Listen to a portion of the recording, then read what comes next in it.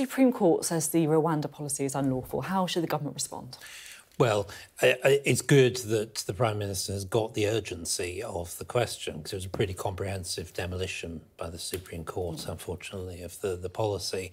It's good he's going to pass emergency legislation, or at least bring it to the House. But I must confess, I'm still a bit uncertain about what this plan that he announced at 5 o'clock really is and how it's going to work, and I haven't really heard it properly explained yet. Yeah, I interviewed Robert Jenrick on the programme as well, and he was very quick to say, look, it's a plan they've been working on for ages. He's absolutely confident that flights will take off to Rwanda before the next election. He wouldn't tell me if pulling out of the European Convention of Human Rights was something that the government was effectively going to do. What's your sense on that? So, you don't necessarily need to pull out of the convention, but you do need to exclude the jurisdiction of the court and exclude the operation of the Human Rights Act, so in other words, the Refugee Convention. Strasbourg can't overrule the UK Exactly. courts. If you don't do those things, then you can pass as much primary legislation as you want, but you'll find yourself challenged back in the courts and probably losing over and over again. And of course, if you look at Suella Braverman's letter, she describes her Plan B as precisely that, as excluding all these, the operation of all these instruments. It's not just a treaty, as Robert Jenrick said. It's ensuring that what is said in the British Parliament actually happens and isn't second-guessed by other parts of the system. So, just to be crystal clear, what do you think the government should do right now? So, I think they should pass a piece of legislation which says that Rwanda is a safe country, and that part of that legislation excludes the operation of the European Court, Human Rights Act, Refugee Convention, all the things that have been brought into this court judgment to second-guess the policy. Some people listening to this might think, I'm not comfortable with this. You know, that MPs, many of them who've probably never been to Rwanda in their lives, can just vote on whether or not it's a safe country and overrule the courts just so that we can send asylum seekers there. Is that really, like, right? Well, I'm not comfortable, to be honest, with the court getting into judgments that used to be those of kind of elected governments. 20 or 30 years ago, the courts, I mean, there wasn't a Supreme Court quite like this then, but 20 or 30 years ago, they wouldn't have got into this. The policy judgment was one for the Foreign Secretary and the elected government. Over time, it's become the judgment of the courts, and that seems to me to be the problem.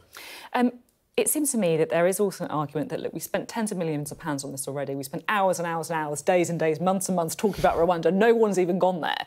Maybe we should focus on the really unsexy thing of just, you know, clearing the backlog and processing claims. I mean, we should definitely do all those things as well and have a properly operating asylum system. We should have a proper system that works. We should probably be tougher with asylum seekers like many other European countries are. They reject many more asylum seekers than we do. We should do all of those things. But we also have an extremely litigious culture. There is huge recourse because of our common law system to get things into the courts and second-guess the decisions of the executive. And that's why we repeatedly have the same problems. And that, unless you deal with that problem, we're going to go round this circle again and again and again. Was it a mistake to sack Suella Braverman?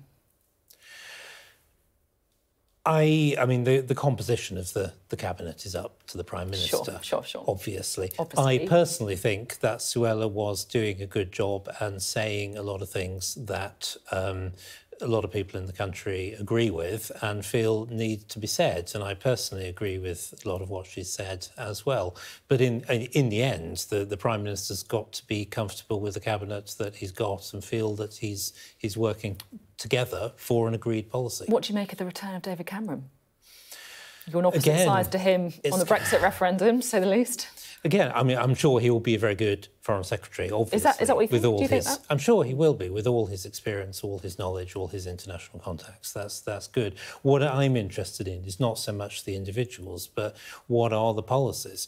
Are we bringing forward, whoever is the Home Secretary, whoever's the Foreign Secretary, are we bringing forward policies that people want to make a difference? So are you worried about the direction of the Conservative Party then? Well, I have been for some time, and I do think that we are tilting a bit to the left, and we should be tilting more to conservative Conservative policies that our voters in the country want.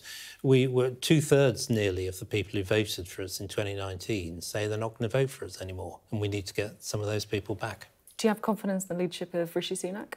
I do, and I want him to succeed. You know, he says and you just believes... said that he's tilting too much to the left, and you're, you know, at risk of losing all those voters from 2019. Well, I think it doesn't sound like you've got that much confidence in his leadership. I think do you think he's going to win the next election? I believe we still can win the next election. It's not what I asked, though, is it? Obviously, not quite what I asked. The odds are against us. You've only got to look at the polling. But that's because we are not putting forward policies on issues like housing, immigration, net zero, much, much more tax and spend that will bring Conservative voters back to the Conservative Party. And I think unless we do that, we're going to find things difficult.